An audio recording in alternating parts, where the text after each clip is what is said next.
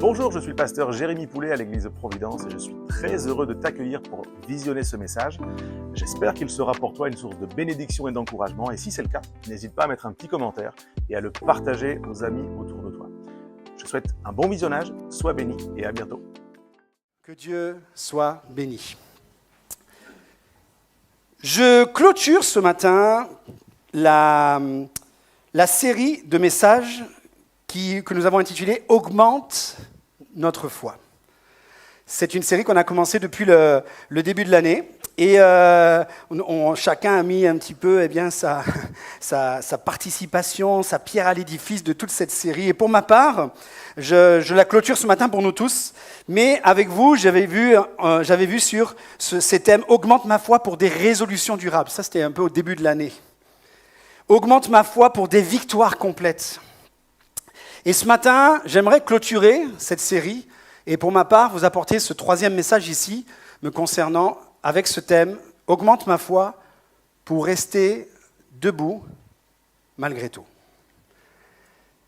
Ce matin, j'aimerais que vous puissiez vraiment ouvrir votre cœur et recevoir ce message. Ce matin, ce n'est pas un message qui va être, vous savez, demandant à venir prendre une position devant Dieu. Non, ce matin, ce message, il est pour toutes les personnes qui ont besoin d'être encouragées. Toutes les personnes qui ont besoin peut-être de remettre un genou à terre alors que tu es complètement écroulé. Toutes personnes qui ont un genou à terre, de pouvoir se relever. Toutes personnes qui sont courbées, de pouvoir se redresser et de pouvoir avancer dans la présence de Dieu, dans la vie de tous les jours. Et ce matin, ça va être aussi un message qui est très en réalité avec ce que nous vivons. Très en réalité. Seigneur, augmente notre foi a été l'une des prières des 12 apôtres vers Jésus. En fonction d'un échange qu'ils avaient avec lui, ils vont dire « Seigneur, augmente notre foi ». Et Jésus va leur répondre, j'en ai parlé aussi jeudi matin, « Si vous aviez de la foi comme un grain de moutarde, vous diriez à cet arbre, il déclare, il montre un arbre, un mûrier, un sycomore selon les versions, vous diriez à cet arbre, déracine-toi, et va te planter dans la mer et il vous obéirait. J'analyse cela, je dis, mais Jésus t'a donné des enseignements assez incroyables quand même. Déjà, avoir la foi pour déraciner quelque chose, un arbre. Mais de là, tu te dis, tu pourrais le dire, va te jeter à la mer. Non, va te planter à la mer. Mais un arbre, si tu le plantes à la mer, il va voir où ses racines. Il y a toute une image en fait de foi. Et quand Jésus déclare cela, il va déclarer que la foi, c'est une toute petite graine, comme un grain de moutarde, que tu mets en terre et qui va pousser, devenir un arbre aussi. Un arbre où les oiseaux des champs vont pouvoir venir s'abriter. Et je crois qu'à travers l'image que Jésus nous montre, il nous déclare aussi que la foi, aussi petite soit-elle au commencement, la foi vient de ce que l'on entend. Ce que l'on entend vient de la parole de Dieu, et plus tu t'approches, plus tu entends, plus la foi se développe. Comme cette graine qui devient un jour un arbre, et qui arrive à une forme de maturité, à un développement qui fait que, eh bien, tu peux déclarer des choses et les voir aussi impossibles et invraisemblables soient-elles, et voir un exaucement par rapport à la foi qui grandit. La foi, elle grandit, la foi, elle se développe tel un arbre qui pousse, tel un muscle qui se développe également, tel quelque chose qui grandit comme cela, et je crois que c'est important. Et ce matin, pour mon premier point, j'aimerais vous déclarer ce matin, Seigneur, augmente ma foi pour rester debout jusqu'au bout. On doit déclarer, je vais vous encourager à dire ce matin, oui, j'aurai encore la foi. Autant tout à l'heure, je vous ai partagé une question que les apôtres ont dit à Jésus, Seigneur, augmente notre foi. Ils sont venus de faire une demande à Jésus. Autant Jésus a lui-même posé une question à ses disciples. Également, on est dans Luc chapitre 18, il va dire, mais quand le Fils de l'homme viendra, trouvera-t-il la foi sur la terre ? Et tu peux te dire, mais cette parole, elle pourrait nous décourager en disant, mais est-ce que j'aurai la foi ? Est-ce que toute ma vie, je vais devoir culpabiliser à savoir si je vais avoir la foi quand Jésus revient ? Et moi, j'aimerais te dire ce matin, oui, tu auras encore la foi. Parce que quand tu as en foi en Jésus, quand tu es attaché à Jésus, vu comment lui, il a donné sa vie pour nous, lui, vu tout ce qu'il a accompli jusqu'au bout pour nous, eh bien, je crois qu'il nous donne la force et la puissance d'avoir une foi qui augmente et qui se développe pour, oui, avoir encore la foi. La foi jusqu'au bout. Et si Jésus pose cette question, s'il le déclare comme cela, si Jésus dit « Trouverai-je encore la foi ?», ça veut dire que la foi peut s'affaiblir. Ça veut dire que la foi peut vivre des temps de découragement. Surtout que, nous allons le voir ce matin, et j'aime rappeler aussi ces vérités-là, celle-ci peut être très éprouvée. Il va y avoir des situations, quand Jésus va dire cela, il va pouvoir nous amener à dire « Oui, j'aurai encore la foi » parce qu'il va déclarer ceci. Il va y avoir des temps où votre foi va être mise à l'épreuve. J'y viendrai dans mon deuxième point. Il déclarera « Vous serez détestés de tous à cause de mon nom. Mais celui qui persévérera jusqu'à la fin sera vainqueur. » Sera sauvé. Alléluia. Littéralement, quand il y a cette notion de persévérance, c'est celui qui conservera sa foi en Christ, quel que soit le contexte, qui va pouvoir aller jusqu'au bout. Tu peux avoir encore la foi. Et là, quand on regarde un petit peu le verset d'avant, par exemple dans Matthieu chapitre 10, verset 21, il va déclarer, il y aura des contextes, que le frère livrera son frère à la mort à cause de la foi. Le père sera prêt à faire mourir son enfant à cause de la foi. Les amis, on marche sur la tête. Les enfants se soulèveront contre leurs parents à cause de la foi, jusqu'à vouloir les faire mourir. Persécution physique. Vous savez que le christianisme, c'est la foi en Christ, c'est la foi la plus persécutée au monde. Au monde. Et dans des endroits où c'est une grosse persécution physique. Mais quand nous regardons les témoignages, lorsque souvent on fait des focus sur nos frères et sœurs persécutés dans le monde, nous voyons une chose, ils ne perdent pas la foi. Si le Seigneur revient maintenant, eh bien dans les endroits où les chrétiens sont persécutés, il trouvera la foi, parce que la foi en Christ, quand on reste attaché, il nous donne la force de continuer de la développer. Celui qui persévérera jusqu'à la fin. Un autre contexte que je vous ai mis juste aussi en dessous, dans Matthieu 24, 12, c'est aussi, il y avait la persécution physique sur Matthieu 10, mais en Matthieu 24, il y a cette persécution spirituelle, cette persécution morale, cette persécution aussi de séduction à sortir, à la progression, à cause de la progression du mal, dira Jésus. L'amour du plus grand nombre va se refroidir. Et les amis, je pense qu'on peut... Ces paroles que Jésus a données il y a 2000 ans, elles concernent notre temps aujourd'hui. Et on s'aperçoit quand même que la parole de Dieu, elle est vraie, parce que combien l'amour se refroidit aujourd'hui. Combien de foyers sont brisés, combien de familles sont brisées, combien de conflits sont là, et combien aussi, là, nous voyons que le mal progresse. Mais dans ce contexte-là, tu pourras dire, oui, j'aurai encore la foi, parce que Jésus a déclaré, dans ce contexte-là aussi, celui qui persévérera jusqu'à la fin sera sauvé. Amen. Dis à la personne à côté de toi, on va persévérer jusqu'à la fin. Alléluia. On va persévérer jusqu'à la fin, quelle que soit l'époque, quel que soit le contexte, quel que soit le moment. Et les amis, la parole de Dieu également, je vais vous donner un texte de la part d'un prophète Habakkuk. Pour vous, c'est peut-être du charabia ce matin. C'est peut-être un peu du pimpinpon ce matin. Je ne sais pas comment vous allez appeler le charabia dans votre vie. Mais je voudrais vous dire qu'il y a des moments où les prophètes ont déclaré des choses qui sont de leur temps, mais elles déclarent aussi des choses qui sont dans notre temps. Et regardez cette notion dans le prophète Habakkuk. Si tu peux passer, Lucien, s'il te plaît, merci.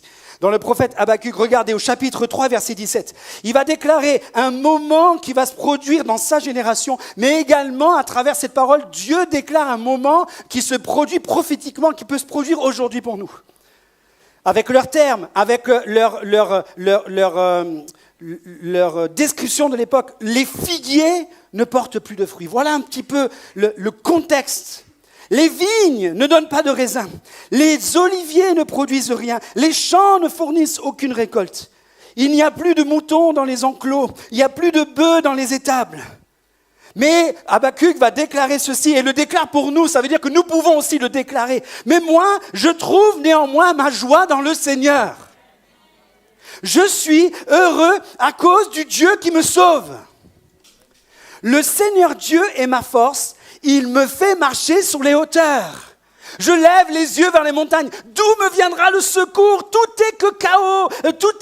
Tout est en train de s'effondrer. Tout est sécheresse autour de moi. Je lève les yeux vers les montagnes. D'où me viendra le secours? Le secours me vient de l'Éternel qui a fait les cieux et la terre. Et ce matin, eh bien oui, le prophète expose les pires conséquences possibles. Le fiasco complet des récoltes, figues, raisins, olives, grains. Tout ce qui touchait aux besoins alimentaires de la nation. Et la perte totale des troupeaux, des moutons et des bœufs. Et là, tout ce qui pourrait être aussi perte, là, matérielle. Mais au milieu de la ruine absolue, d'une famine matérielle et spirituelle, le prophète déclare pour nous. Il le déclarait pour lui, il le déclarait pour sa génération. Mais ce matin, nous le déclarons pour nous également. Au milieu de la ruine absolue, nous pouvons endurer en gardant notre relation avec Dieu, en gardant notre confiance avec Dieu, en gardant notre foi en Dieu, ainsi que sa joie est et son espérance. Mais moi, je mets ma joie dans le Seigneur. Je suis heureux à cause du Dieu qui me sauve. Amen. Amen. Les amis, j'ai noté ceci pour nous ce matin. Si tu peux passer, Lucien, ça, j'ai plus de connexion, donc si tu peux juste passer. Je peux tout perdre et garder la foi. Tu peux tout perdre et garder la foi. Il y a dans la parole de Dieu un livre entier qui porte le nom de cet homme, Job. Sur les 2 premiers chapitres, on voit tout ce qui lui est arrivé.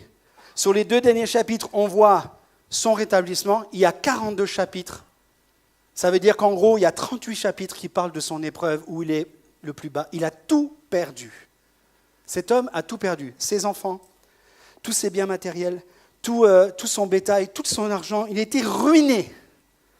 Et lui-même a été ruiné dans sa santé. Et à ce moment-là, celle qui lui reste, son épouse, même elle jette l'éponge.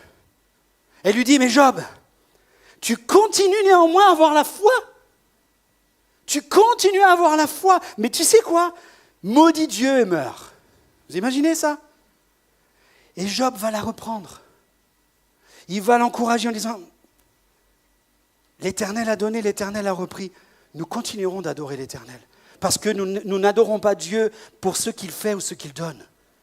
Nous adorons Dieu, nous avons foi en Dieu pour qui il est. Et même quand je n'ai plus rien, je garde la foi. J'ai tout perdu, mais je garde la foi. Tu peux tout perdre ce matin, mais tu peux garder la foi.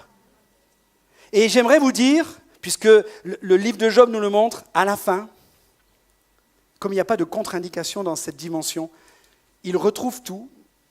Il a à nouveau des enfants avec sa femme. Ça veut dire qu'un homme, une personne, je parle d'un homme comme d'une femme. J'aimerais encourager ce matin un mari ou une épouse, un époux ou une épouse. Tu peux être le seul dans ton foyer à garder la foi alors que tu as tout perdu. Laisse-moi te dire qu'un qui garde la foi au milieu du chaos peut permettre qu'à la fin, tout le monde est debout. Tout le monde est debout. Si tu veux acclamer le Seigneur, tu peux. Hein, n'hésitez pas. Parce que même si sa femme a lâché prise, eh bien, Job n'a pas perdu sa femme. Et si elle avait perdu la foi, elle l'aura retrouvée. Parce qu'un homme qui a tout perdu, il y a une différence incroyable qui s'est passée. Je peux tout perdre, mais garder la foi. Amen.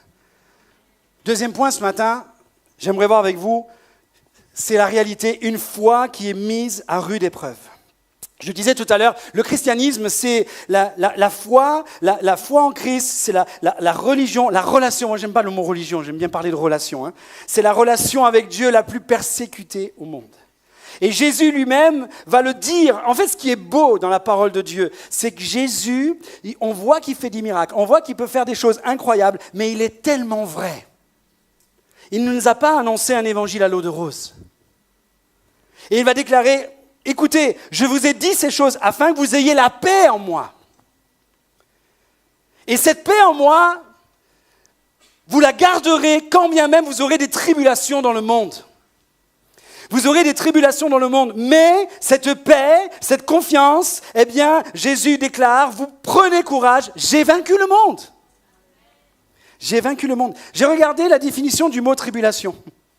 Et une chose qui m'a frappé avant de regarder, c'est que ce mot, il est au pluriel. D'entrée, tribulation, c'est avec un S. Tu ne peux pas avoir une tribulation. Tu as des tribulations. Et cette notion, les tribulations, c'est quoi? C'est des suites d'aventures plus ou moins désagréables. Des revers, mais des obstacles à surmonter. Des tribulations, c'est des obstacles à surmonter. Et quand Jésus va déclarer cela, dans les contextes aussi où, dans l'évangile de Jean, il n'enseigne pas, mais dans les autres évangiles, au même moment, il les enseigne. Celui qui persévérera jusqu'à la fin sera sauvé. Il y a cette notion où on peut surmonter les tribulations en gardant la foi. Une foi qui va être mise à rude épreuve. D'autres versions déclarent, vous aurez à souffrir dans le monde. Mais courage, j'ai vaincu le monde. Une autre version, écoutez, c'est la version Martin. Martin 1707. Vous êtes prêts avec moi ce matin? Une version qui date de 1707 traduit ce texte, vous aurez de l'angoisse dans le monde. Et j'ai dit, oh les amis, en 1707, il y avait déjà le mot angoisse qui existait dans la génération. Vous aurez des angoisses, vous passerez par l'angoisse, mais courage. Christ a vaincu le monde. Alléluia.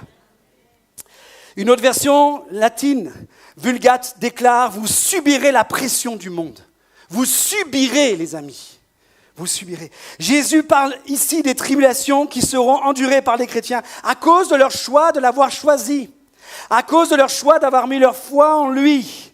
Et Jésus va déclarer encore dans d'autres versets du même chapitre « On vous exclura des communautés, on vous exclura des foyers. » Et même l'heure vient où tous ceux qui vous feront mourir croiront offrir un culte à Dieu. Et Jésus va déclarer, voilà la raison pour laquelle ils feront ça. Ils agiront ainsi parce qu'ils n'ont connu ni le Père ni moi. Et il y a cette opposition constante quand tu t'approches de Jésus et quand tu t'approches du Père, tu vas avoir une opposition parce qu'il y en a plein qui ne l'ont pas accepté, qui ne s'en approchent pas, qui ne veulent pas s'en approcher. Voilà pourquoi il y a de l'opposition. Voilà pourquoi il y a de l'oppression. Voilà pourquoi il y a cette tribulation. Mais Jésus nous le montre. Et dans un autre verset, il va donner quelques détails des tribulations. Et les amis, quand on relit ces textes, ce matin, il est bon de s'en rappeler. Dans Matthieu, chapitre 24, verset 6, Jésus va déclarer, vous entendrez parler de guerre. Qui n'a pas entendu parler de guerre ce matin au milieu de nous encore? Vous entendrez parler des menaces de guerre. On vient depuis 48 heures de voir encore des menaces de guerre dans un pays. Des nouvelles frappes. Dans des villes où il n'y avait pas eu encore des frappes. Et Jésus va dire, attention, ne vous laissez pas troubler par ces nouvelles, car cela doit arriver. Et là, j'ai envie de dire, et pardonnez-moi, mais ne nous mêlons pas des débats de la source du conflit ou de la manière dont le conflit doit être résolu. C'est juste qu'à un moment donné, ne prenons pas position. Prenons même pas position politiquement. Prenons position pour le royaume de Dieu. Gardons la foi dans ces moments-là et transmettons-la. Parce qu'il y a une opposition, il peut y avoir une opposition de discours, il peut y avoir une opposition avec l'accusation, il peut y avoir une opposition de ci et de là. Et Jésus va déclarer, voilà, ces nouvelles, ne vous laissez pas troubler, parce que ça ne sera pas encore la fin. Oh, tu te dis, mais Christophe, tu m'as dit que tu allais m'encourager ce matin, et là, tu me donnes envie de pleurer. Reste là. Le parking est bloqué, tu ne peux pas partir de toute façon. On verra se dresser une nation contre une nation, un royaume comme un autre. Il y aura des famines et des tremblements de terre en divers lieux, mais ce ne seront que les premières douleurs de l'enfantement. Il y a des moments ce matin au milieu de nous. Il y a des dames qui ne sont pas encore mamans. Ouais. Est-ce que les mamans peuvent dire aux dames qui ne sont pas encore mamans ou qui vont le devenir? Fais-toi gaffe. Tu vas, à un moment donné, un jour dans ta vie, si tu as un enfant, vivre des douleurs que tu comprendras pourquoi Dieu a fait les femmes femmes et les hommes hommes, parce que les hommes ne peuvent pas endurer les douleurs que les femmes supportent. Et là, toutes les dames disent Amen. Voilà, là on acclame le Seigneur. Hein. Les amis, les douleurs de l'enfantement, les premiers symptômes, des nausées, des vomissements. Oh non, je ne veux pas d'enfant. Mais oui, attends. Les premières contractions. Ou les premières contractions, tu crois que tu dois aller à l'hôpital pour accoucher. Non, et tu vas à l'hôpital et le monitoring, il fait... Blup, blup. Et la sage-femme, elle te dit, non, mais madame, monsieur, le mari qui est là, ma femme, elle souffre. Et la femme, oui, je souffre. Ils te disent, non, mais c'est quand les douleurs seront là, et qu'elles seront rapprochées, que là, il faudra revenir. C'est que le début. C'est que le début. Et puis, les douleurs de plus en plus rapprochées, insupportables, sont là. Et puis, bébé arrive. Et une fois que bébé est sur le ventre de maman, c'est comme si la mémoire, en un instant, et là, mesdames, dites-moi, hein, peut-être, si vous êtes encore réveillés à ce moment-là, il y en a, ils ne sont pas réveillés. Hein. C'est comme si la mémoire, en un instant, oublie les douleurs par la beauté d'avoir mis au monde un enfant. Amen. Ce que je veux vous dire par là, c'est que nous vivons des temps où presque on doit se dire, ce ne sont que les douleurs, le commencement des douleurs. Mais ça veut dire aussi qu'en endurant toutes ces douleurs, il va aussi arriver, plus les douleurs vont augmenter, plus le chaos va être là, plus tout est en train de s'écrouler, mais il y a une espérance, c'est que le Fils de l'homme va revenir. Jésus-Christ va revenir. Et le moment où il va revenir, et que son Église va être avec lui, les amis, en un instant, en un clin d'œil, on va oublier tous les tourments, et les oppressions, et les dépressions, et les angoisses qu'on aura vécues, parce qu'on va avoir la joie de le voir face à face. Alléluia! Amen! Alléluia! Mais pour l'instant, c'est la réalité. On est là, sur la terre, au milieu de tribulations, au milieu de moments de persécution sur la surface de la terre entière. Mais j'aimerais vous dire que, oui, on n'est pas exempt, mais on peut tenir bon. Un chrétien, une église, un foyer n'est pas exempt des tribulations qu'il y a autour de nous, du chômage, de la précarité, du harcèlement scolaire, du harcèlement moral, du harcèlement mental, professionnellement, de la violence qu'il pourrait y avoir. Un chrétien qui est dans la société, qui vit au quotidien, n'est pas exempt du stress, n'est pas exempt du burn-out. Il n'est pas exempt d'un abus en tout genre, un abus de pouvoir, un abus de faiblesse. Et même le chrétien, il doit faire attention de ne pas être lui-même un abuseur. Parce qu'on parle souvent de tribulations qu'on subit, mais on peut être tenté aussi des tribulations qu'on peut faire subir. Et ce matin, il est important de garder notre foi en Christ et de préserver cela. Alléluia. Toutes sortes de maladies qui sont là, de chaos, de cataclysmes au niveau des maladies. On a l'impression que des maladies sont en train de prendre de plus en plus de place. Des nouvelles qui arrivent, qui vous terrassent en moins d'un an aujourd'hui. Tu regardes la maladie de Charcot, c'était une maladie, j'ai l'impression qu'elle existait, mais peut-être pas autant qu'aujourd'hui. Et ça vous emprisonne dans le corps, mais je crois que même si tu es emprisonné dans ton corps, il n'y a personne qui pourra t'empêcher de continuer à espérer en Christ. Et même si ta propre faculté intellectuelle te l'empêche, ceux qui sont autour de toi et qui prient, eh bien veilleront à ce que les douleurs de l'enfantement, une fois passées, ce soit la joie d'accueillir et d'être auprès du Seigneur. Alléluia. Notre Église n'a pas été exempte de souffrance. Notre Église n'a pas été exempte d'épreuves. Notre couple, notre foyer, notre ministère n'a pas été exempt d'épreuves. N'a pas été exempt de deuil. Pourquoi cela ? Parce que nous vivons dans un monde qui est en train, de diminuer de plus en plus au niveau de cet attachement de Dieu. Et moi, j'aimerais vous rappeler ce matin que malgré cette foi mise à rude épreuve, malgré tout ce qui peut arriver, il y a Jésus qui a prié pour nous tous. dans ce même Jean, chapitre 16 et 17, où il va dire pour les disciples sur place, mais pour nous aussi prophétiquement, « Père, je ne te demande pas de les ôter du monde, de les ôter de la tribulation, de les ôter de l'épreuve, de les ôter du deuil. Je te prie de les préserver du mal au milieu des épreuves. » Et ce matin, j'aimerais donner comme définition de préserver du mal l'œuvre du malin, l'œuvre de l'adversaire qui voudrait que chaque chrétien abandonne la foi. Le Seigneur Jésus nous a déclaré que l'Église qu'il a mis au monde par son sacrifice, même le séjour des morts et encore moins tous les désirs de l'adversaire ne pourront rien contre la foi en Christ qui est l'Église. Amen, amen. J'aimerais vous dire ceci ce matin, ce n'est pas notre foi qui doit se laisser engloutir par le cours de notre vie, mais le cours de notre vie qui doit être surmonté par notre foi. Amen. Amen. Amen. Troisième point, ce matin, j'aimerais voir avec vous cette notion de faire le pas de plus. Faire le pas de plus. Je recite ce texte, je le prends souvent, il m'arrive, je ne dis pas régulièrement dans l'année, mais j'y reviens. Des fois, j'envoie un SMS, j'encourage mes frères et sœurs, j'encourage des personnes.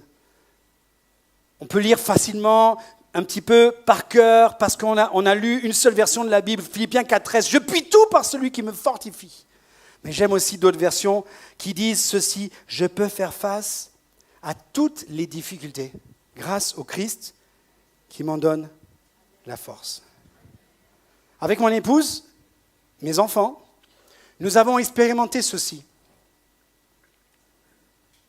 Si Dieu nous donne la force, au moment où quelque chose qui semblerait être au-delà de nos forces, nous avons expérimenté que quand Dieu nous donne la force, ce n'est plus au-delà de nos forces.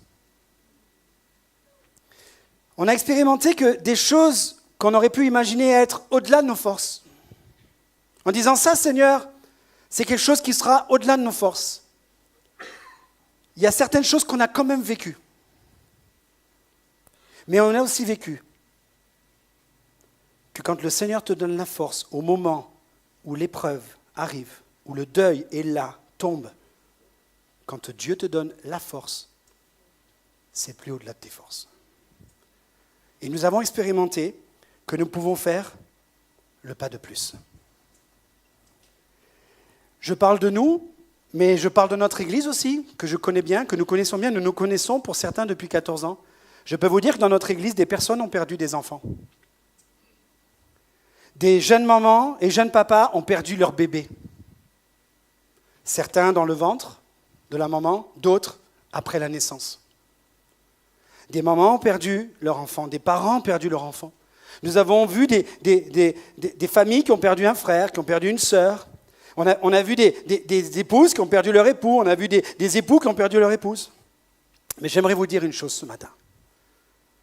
Quand je fais le point un petit peu de tout cela, je réalise aussi une chose. Aucune des personnes que j'ai à l'esprit et auxquelles je viens de penser qui ont vécu ces épreuves, aucune de ces personnes ne manque à l'appel ce matin de ceux qui ont encore la foi. Amen.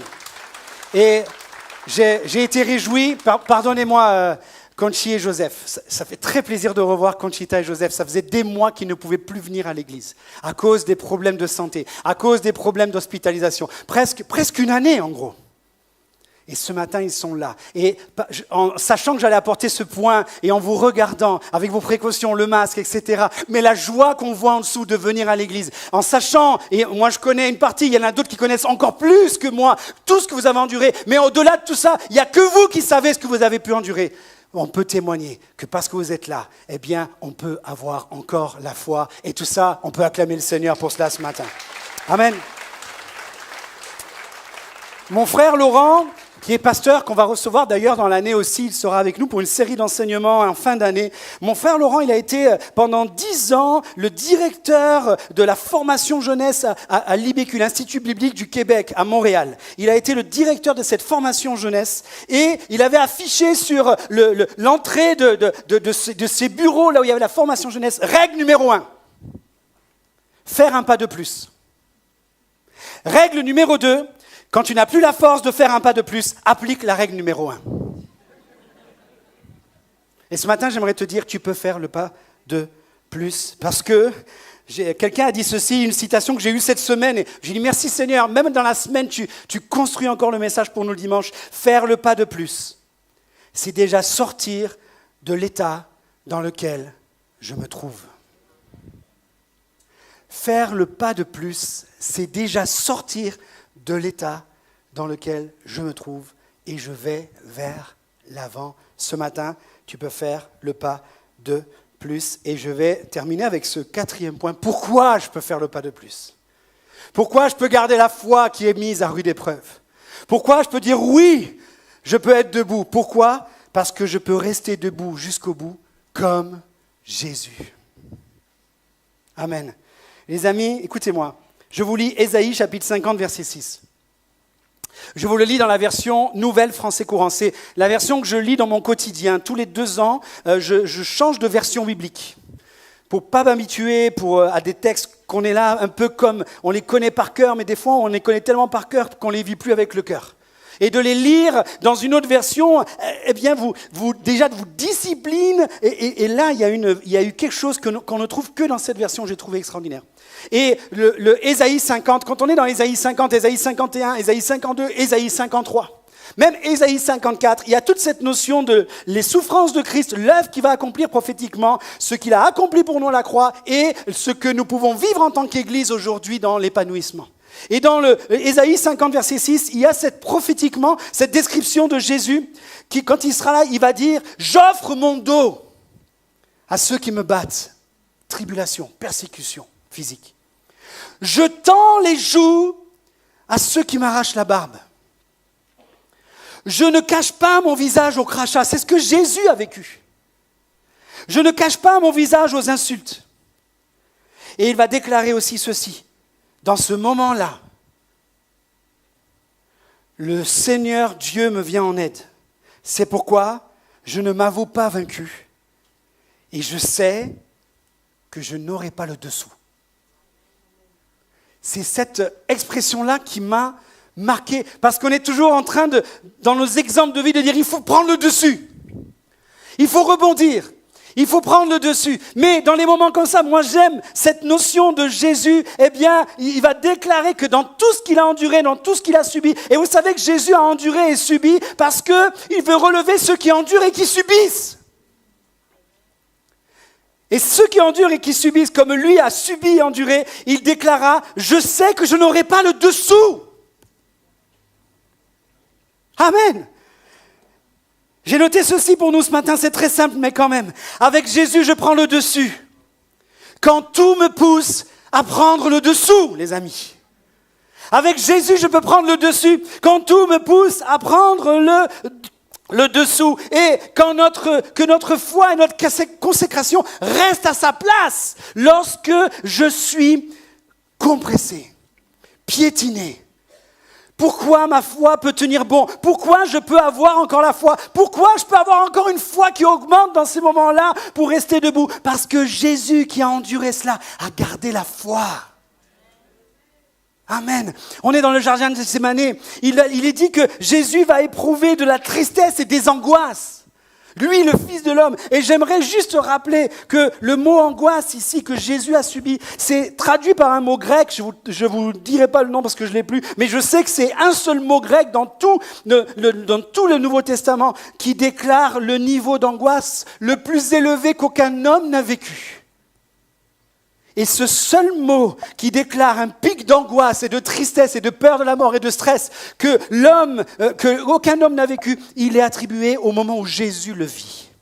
C'est-à-dire que Jésus, quel que soit ton niveau d'angoisse, quel que soit ton niveau de tristesse, quelles que soient les idées noires que tu peux avoir, dis-toi une chose, lui il a vécu plus que toi à ce moment-là pour que aujourd'hui, toi, tu puisses être et surmonter et vivre le moment que tu vis et rester debout. Et là, dans ce moment, il va dire à ses disciples, « Mon âme est triste jusqu'à la mort. » Et dans ce moment-là, il va garder sa foi. Il va garder sa consécration. Il va garder les yeux vers le Père, plutôt qu'autour de lui, plutôt qu'à l'intérieur de lui. Et il va dire, j'aimerais tellement ne pas vivre ce moment. Père, si tu pouvais éloigner de moi ce moment, si tu pouvais m'éloigner de ce moment. Mais, toutefois, non pas ma volonté, mais la tienne. Ça, c'est la foi, les amis. Et c'est Jésus qui l'a vécu. Et parce que Jésus vit en nous, tu peux le vivre. Regardez Luc 22, 43. Je vais demander aux musiciens de me rejoindre. Luc 22, 43. Dans ce moment-là où Jésus, il est à terre, il est dit qu'un ange lui apparut du ciel. Une intervention divine d'en haut qui vient pour le fortifier. Et dans ce moment où l'ange vient le fortifier, je prends les textes dans la chronologie dans laquelle il se passe. Au moment où Jésus est prêt à tout abandonner, au moment où Jésus, totalement homme, eh bien, est prêt à tout lâcher, mais qu'il s'en remet et qu'il reste en relation avec Dieu et qu'il garde la foi, Dieu envoie un ange pour le fortifier en tant qu'homme. Et quand il est fortifié, qu'est-ce qu'il fait? Il est encore en agonie. Il est encore en agonie, mais qu'est-ce qu'il fait? Il prie avec plus d'insistance. Les amis, je crois que dans le moment terrible que tu peux être en train de vivre, au point où tu es prêt d'abandonner, je crois à une intervention du ciel.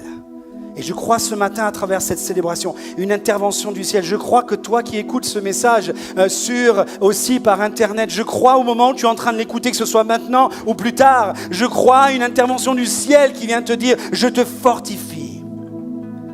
Le moment autour de toi ne changera pas, mais je te donne la force de pouvoir l'affronter et aller jusqu'au bout. Je te donne la force, en étant en agonie, de continuer à prier avec plus d'insistance. Ça, c'est la foi, les amis. Ça, c'est la foi. Intervention du ciel. Mais la foi demande aussi d'avoir des moments où on a besoin de l'aide horizontale. Et alors Jésus est amené pour être crucifié. Dans Luc chapitre 23, verset 26. Comme les soldats l'amenaient, ils vont s'emparer d'un certain Simon de Cyrène, un homme. Ils vont lui ordonner, ils vont le charger de la croix que Jésus ne peut plus porter tellement il est effondré. Et là, je me dis, c'est fou. Il aurait pu mourir là de fatigue. Qu'est-ce qu'ils en ont à faire? Il va mourir, quoi qu'il en soit, quelques heures plus tard. Mais les soldats avaient reçu un ordre de la part de Pilate. Crucifiez-le. Et eux, en tant que soldats, vous pourrez aller voir le message de Jérémie la semaine dernière, dit un seul mot. Ils devaient exécuter l'ordre de leur supérieur. Et à ce moment-là, c'est soit on fait rien et il meurt, mais dans ces cas-là, s'il meurt maintenant, on désobéit à l'ordre du gouverneur. L'ordre du gouverneur, c'est qu'il faut qu'il soit crucifié. Et là, dans la souveraineté de Dieu, Jésus, qui avait déclaré, j'ai déjà parlé de ça, mais ça m'a saisi, ça fait pas longtemps que j'ai saisi ces perles de la parole. Jésus va déclarer, avant d'aller sur la croix, il va dire à ses disciples, si quelqu'un veut être mon disciple, qu'il se charge de sa croix et qu'il me suive. Et Jésus n'a pas été capable lui-même de se charger de sa croix. Mais pour qu'il aille jusqu'au bout, quelqu'un a été chargé de porter sa croix. Et ce matin, bien-aimé, tu peux être fortifié directement du ciel. Et tout en étant en agonie, prier avec plus d'insistance. Mais il y a des moments où on a besoin les uns des autres. Et ça sera le moyen que le Seigneur voudra pour nous, puisqu'il l'a voulu pour Jésus. Parce que le but, c'est d'aller jusqu'au bout et de rester debout comme Jésus. Tout à l'heure, j'étais là pendant la louange, et le Seigneur m'a dit de vous dire ce que je vais vous dire maintenant. Et j'ai dit, Seigneur, tu me demandes d'être un peu vulnérable quand même. Et Jésus m'a dit oui. Ok, alors j'ai dit, ok Seigneur, je vais le dire. On a besoin quelquefois vraiment d'avoir de l'aide. J'ai beaucoup de choses que j'ai endurées avec Dieu dans ma vie. On a enduré avec Dieu beaucoup de choses dans notre vie. Et le Seigneur nous a relevés. Au décès de ma cousine, pendant les vacances de Noël, quand j'étais sur l'île de la Réunion, ma cousine Germaine de 46 ans qui est décédée, je ne sais pas, il y a eu un dysfonctionnement en moi qui s'est produit. Sûrement quelque chose, un dysfonctionnement qui me ramène à quelque chose dans mon enfance. Et ce dysfonctionnement-là, même ma femme m'a dit, c'est bizarre que tu dysfonctionnes comme ça au-dedans. J'ai senti que mes enfants aussi ont vu que j'avais un dysfonctionnement. Ils pourraient dire, non mais il était dans la tristesse, c'est normal, une épreuve de plus. Mais même moi, j'ai dit, il y a un dysfonctionnement. Et ce dysfonctionnement-là, j'ai compris que le Seigneur, il ne voulait pas le régler tout seul. J'avais besoin de le régler avec l'aide de personnes autour de moi. Et bien, j'aimerais vous dire que depuis 1 mois et demi, je vis un parcours de relation d'aide avec notre frère Olivier, qui est là. Et ça me fait du bien. Ça me fait du bien. Parce qu'il y a quelque chose que je n'arrivais pas à porter tout seul. Mais que d'autres, Dieu veut utiliser pour porter à notre place. Ce n'est pas un péché. Et je sens que je suis sur une direction qui va me permettre d'être debout jusqu'au bout. Amen. On va laisser le verset, on va mettre directement le psaume 23, s'il te plaît. Et je veux terminer mon message ce matin. L'Éternel est mon berger, je ne manquerai de rien. Même quand tu manques de tout. L'Éternel demeure ton berger, tu ne manqueras de rien. Et l'Éternel, ton berger, il est celui qui veut restaurer ton âme ce matin. Et vous avez vu, c'est pas quand je traverse la vallée de l'ombre de la mort que je ne crains aucun mal, il restaure mon âme. C'est d'abord il restaure mon âme et après je peux traverser la vallée de l'ombre de la mort. Et je ne crains aucun mal. Et ce matin, tu as besoin d'être restauré. Il y a des expressions que seuls les bergers peuvent comprendre. Et pour ma part, une fois, je me suis renseigné, j'ai vu une histoire d'un berger qui a parlé en disant « Il restaure mon âme » par rapport au mot hébreu qui est utilisé, qui veut dire « rétablir », qui va dire littéralement « remettre à l'endroit », « remettre sur pied ». Il me remet sur pied. Et parce qu'il me remet sur pied, je peux traverser moi-même la vallée de l'ombre de la mort sans craindre aucun mal. Mais j'ai besoin d'être remis sur pied. Et un berger déclarait ceci. Quand on parle d'une brebis renversée, une brebis renversée, un berger va décrire que c'est vraiment quelque chose de triste à voir. Une brebis renversée, c'est quand, à bout de force sur le chemin, avec tout le troupeau, elle se couche. Elle est couchée sur le côté et elle se couche sur le dos, les pattes en l'air. Et la seule force qui lui reste à ce moment, c'est de pousser un bêlement de détresse. Elle s'efforce de se remettre debout, mais en vain, elle n'y arrive pas. Et là, elle pousse un bêlement de détresse, comme si c'était la fin. Et ce bêlement-là, le berger l'entend, il s'approche d'elle et la remet sur pattes. Et s'il voit que même sur pattes, elle n'arrive pas à avancer, il la met sur ses épaules. Et elle traverse la vallée de l'ombre de la mort, non pas sur ses propres pattes, mais sur les épaules des jambes du berger. Il restaure mon âme. Il me remet debout.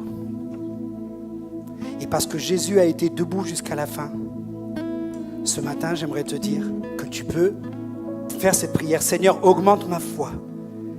Garde ma foi solide pour rester debout malgré tout. Le divin berger est là ce matin et il fait son œuvre. Est-ce qu'on peut se lever tous ensemble dans ce lieu? J'aimerais que tu puisses faire cette prière avec moi. Seigneur, augmente ma foi. Seigneur, garde ma foi solide pour rester debout malgré tout, pour vivre ce message, Seigneur. J'aimerais t'encourager ce matin, encore par le Saint-Esprit, par des oui de ton quotidien, mais avec des mais de Dieu. Oui, tu vis des pressions. Oui, tu vis des grosses pressions, des oppressions. Mais je veux te dire ce matin, oui, il y a des pressions, mais Dieu te donne la force. Alléluia. Oui, il peut y avoir des pertes, mais Dieu a gagné. Mais Christ a gagné. Alléluia. Oui, il y aura des angoisses. Oui, il y a des angoisses, mais rien ne te séparera de l'amour de Dieu manifesté en Jésus-Christ, notre Sauveur et Seigneur. Oui, il y aura de la détresse. Oui, il y aura des tribulations. Oui, il y a de la détresse. Oui, il y a des tribulations. Mais le berger te relève et va permettre que tu restes debout malgré tout. Et s'il faut faire un bout de chemin sur ses épaules, eh bien, fais un bout de chemin sur ses épaules. Amen, amen. J'aimerais ce matin qu'on fasse quelque chose. Je crois vraiment par ce message, je crois par cette célébration, je crois par le refrain qu'on va entonner maintenant tous ensemble. Je crois que Dieu nous secourt, je crois que Dieu nous relève, je crois qu'on vit quelque chose qu'on peut vivre maintenant, là, verticalement. Seigneur, tu viens me fortifier et là, même dans l'agonie, je vais continuer de prier avec plus d'insistance. Je crois à ce moment ce matin. Mais je crois au moment aussi où on a besoin des uns des autres. Et j'aimerais qu'on prenne cette liberté. Je sais que peut-être on n'est pas à l'aise avec ça. Et je veux tellement respecter ceux qui ne sont pas à l'aise avec ça, de ne pas le faire. Mais je crois qu'on a peut-être besoin de mettre notre main sur l'épaule de quelqu'un. Et symboliquement de dire, nous sommes ensemble. Et quelqu'un a besoin de recevoir une épaule, une main sur son épaule ce matin, parce que seul tu n'y arrives pas, et seul tu n'arrives même pas à recevoir l'aide de Dieu, mais parce que maintenant aussi tu considères que quelqu'un prie pour toi, que quelqu'un prie avec toi, comme ce Simon de Cyrène qui va être chargé de porter la croix. On a besoin de porter les fardeaux les uns des autres, les amis. Alléluia, Jésus. Jésus a été fortifié tout seul à Gethsémane, mais il a eu besoin d'un homme pour porter la croix. Et c'est Jésus qui a gagné sur la croix. Et ce matin, eh bien, accepte l'aide de Dieu pour avancer, mais accepte aussi la prière, le soutien d'un frère, d'une sœur. Laissons le Saint-Esprit prendre en main ce moment. Alléluia. Laissons, on a encore un petit instant, peut-être dans 5 minutes, les parents monter à l'étage chercher vos enfants, mais restons dans cette atmosphère où je crois ce matin. Je crois que malgré les circonstances, malgré l'organisation, malgré le parking, malgré qu'il y a moins de monde que d'habitude, mais toi tu es là. Et si tu es là, c'est parce que Dieu a voulu que tu sois là. Alléluia. Et il veut que tu vives ce moment où tu es fortifié, où tu es là relevé. Ce moment où quelqu'un prie pour toi. Et laisse le Saint-Esprit déclarer ta prière maintenant. Alléluia. Prie pour une personne à côté de toi. Viens et encourage-la. Porte la croix à sa place. Amène-la jusqu'au bout afin que, eh bien, tout s'accomplisse pour elle, pour lui. Alléluia. On a besoin de ce moment. On a besoin de ce moment. Alléluia, Jésus. Tu agis, tu bénis. Amen, amen, amen. Invoquons Dieu. Alléluia. Je vais demander aux équipes de prière aussi de venir sur le devant maintenant. Et pendant ce moment, toujours dans le spontané, peut-être quelqu'un a besoin juste qu'une personne lui impose les mains et prie pour elle. Alors laissons ce moment. Les équipes de prière, venez devant, s'il vous plaît, de suite. Alléluia. Et que quelqu'un, s'il a besoin de venir, c'est bien d'être épaulé par un frère ou une sœur, mais ça aussi, tu as besoin de t'avancer et que quelqu'un prie pour toi. Alléluia. Laissons le Seigneur agir. Laissons le Seigneur agir. Amen. Prions les uns pour les autres. Prions les uns avec les autres. Prions pour quelqu'un ce matin. Au nom de Jésus. Il restaure mon âme. Alléluia. Il restaure mon âme. Il me remet sur pied. Il me remet sur la route. Il me remet sur le chemin. Je peux affronter la vallée de l'ombre de la mort. Je ne crains aucun mal car tu es avec moi, Seigneur. Ta houlette, ton bâton me rassure. Alléluia. Oui, tu oins d'huile ma tête ce matin, Seigneur. Tu viens, tu me remplis de ton Esprit Saint, Seigneur. Ma coupe, elle déborde. Alléluia. Ma coupe, elle déborde ce matin. Et je déclare, et je vois d'un coup dans ce moment-là, une table qui se dresse en face de mon adversaire. Une table de Dieu, une table de victoire, une table de banquet, une table de festin, une table de réjouissance. Alléluia. En face de mon adversaire. Je ne la voyais pas, je ne la concevais pas, mais maintenant je la vois et je me réjouis. Alléluia. Et qu'est-ce que je vis dans ce moment-là? Je déclare ce matin, Seigneur, oui, le bonheur et la grâce m'accompagneront tous les jours de ma vie et je reviendrai jusqu'au ciel te rencontrer. Alléluia, que Dieu soit béni. Bénis ce moment, Seigneur. Bénis ce moment, Seigneur. Alléluia, Jésus. Oh, Seigneur, agis. Onction de Dieu. Onction de Dieu dans ce lieu. Onction de Dieu dans ce lieu. Alléluia. Oh, Seigneur. Amen. Terminons ce moment comme ça. On prie les uns avec les autres. On prie les uns pour les autres. Peut-être un papa, une maman va s'occuper des enfants si l'un ou l'autre a besoin de rester là. On récupère, mais on reste dans cette atmosphère. Alléluia. Que Dieu soit béni. Laissons le Saint-Esprit agir. Amen.